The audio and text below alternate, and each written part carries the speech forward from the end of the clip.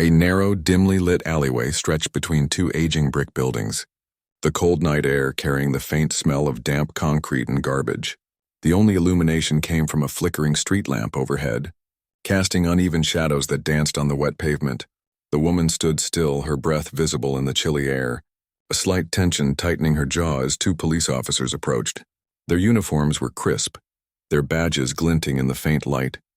But their expressions were far from professional. Smirks and mocking eyes locked onto her. One officer reached out, grabbing her arm roughly to snap metal handcuffs around her wrists. The cold steel bit into her skin, but she didn't flinch. Instead, she met their teasing gazes squarely, her eyes steady and unwavering. "What's a girl like you doing out here alone?" The taller officer sneered, his voice low but dripping with contempt. His partner chuckled, nudging him as if sharing a private joke at her expense. Around them, the night was alive with distant sounds, a siren wailing somewhere far off, the rhythmic dripping of water from a broken pipe, and the faint rustle of a stray cat darting into the shadows. The woman's clothes were simple but practical.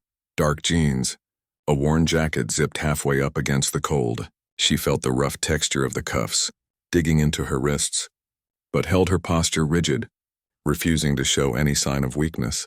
The officers tightened their grip as they began to escort her out of the alley, their boots echoing on the pavement. Their voices lowered to snickers as they exchanged words she couldn't quite catch, but the tone was unmistakably mocking. Despite the taunts, she kept her head high, her thoughts a storm of calm determination beneath the surface. The cold night air seemed to sharpen her senses, the scent of oil and concrete, the faint breeze brushing against her hair as if every detail was etched into her memory.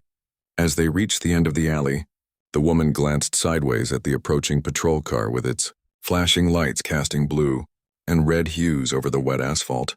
The officers shoved her toward the vehicle with careless force, still chuckling as if she were a joke.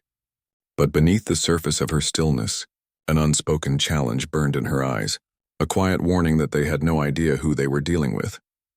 Inside the police station, the fluorescent lights buzzed overhead, casting a cold, sterile glow across the room.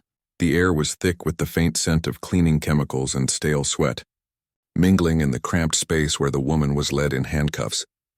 The walls, lined with peeling paint and faded bulletin boards, echoed with the distant chatter of officers and the clatter of typing from desks nearby. They pushed her roughly into a narrow holding cell, the iron door clanging shut behind her. The metal bench she was left to sit on was cold against her jeans, and the concrete floor beneath sent a subtle chill up through her worn sneakers. The officers lingered just outside the bars, their faces twisted into smirks and cruel smiles. One leaned close, his breath smelling faintly of cigarettes, and jeered, "So what's the story, huh? You think you're some kind of big shot?" Laughter bubbled from a few others nearby, the sound harsh and grating in the confined space. Despite the jeers, the woman remained still, her expression unreadable as she folded her arms across her chest.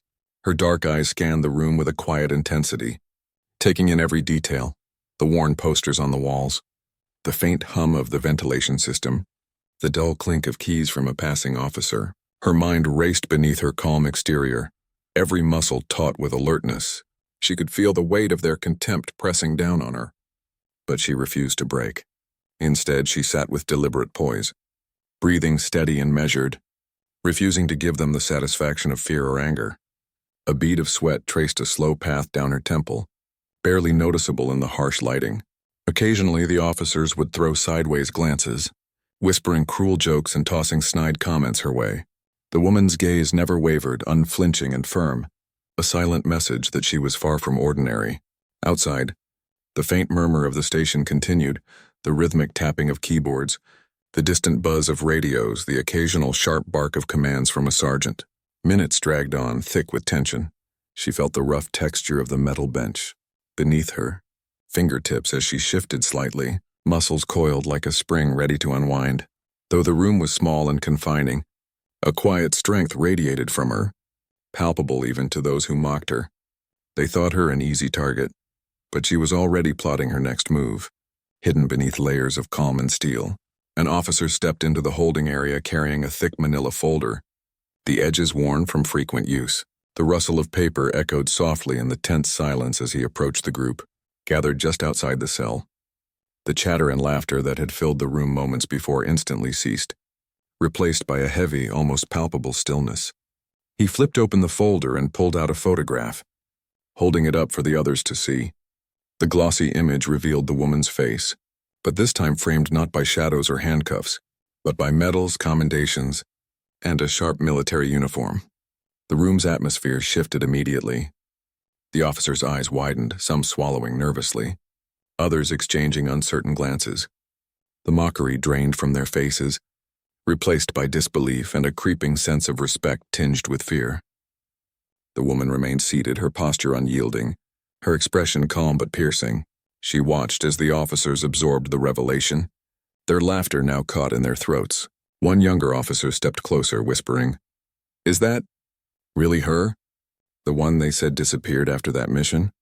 The senior officer, who had been so brash just moments ago, rubbed his jaw, his confident demeanor crumbling.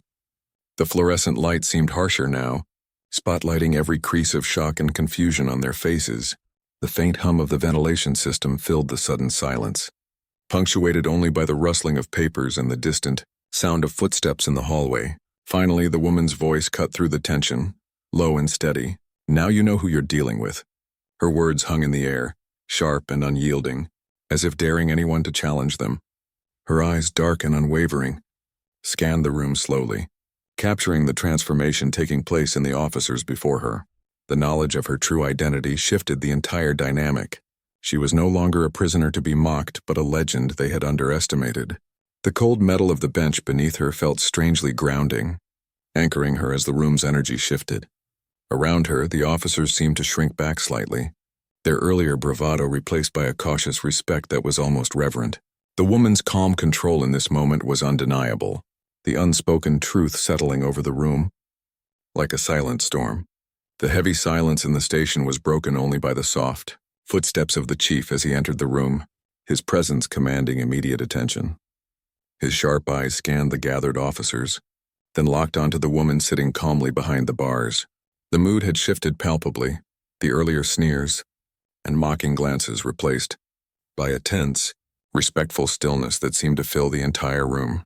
The chief's voice was low but firm as he addressed the officers. "Release her immediately." There was no room for argument. His authority was absolute. The officers exchanged hurried glances, swallowing hard as they moved quickly to comply. The handcuffs clicked open with a sharp metallic sound, their cold bite finally lifting from her wrists. She stood slowly, muscles taut beneath her worn jacket, the weight of the moment pressing on her shoulders, yet balanced by an unshakable resolve. Her eyes met those of the officers, once so cruel and dismissive, now wide with a mixture of awe and disbelief. The distant hum of the station resumed, punctuated by the quiet shuffling of feet and murmured acknowledgments. One by one, the officers straightened, snapping to attention with a sharpness that contrasted starkly with their earlier casual cruelty. Several offered a stiff salute, a sign of newfound respect that felt almost surreal in the charged atmosphere. The chief nodded solemnly in her direction, his face unreadable but tinged with a grudging admiration. The woman adjusted the collar of her jacket with a steady hand, every movement measured and deliberate as she stepped toward the exit.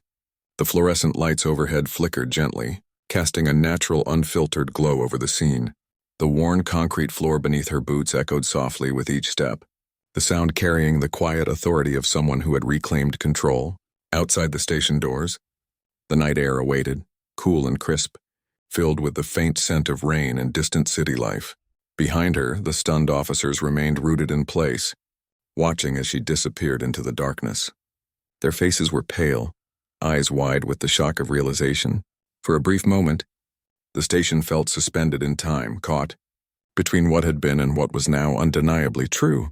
The woman's silhouette vanished into the night, leaving behind a silence thick with respect and the unmistakable weight of a legend revealed.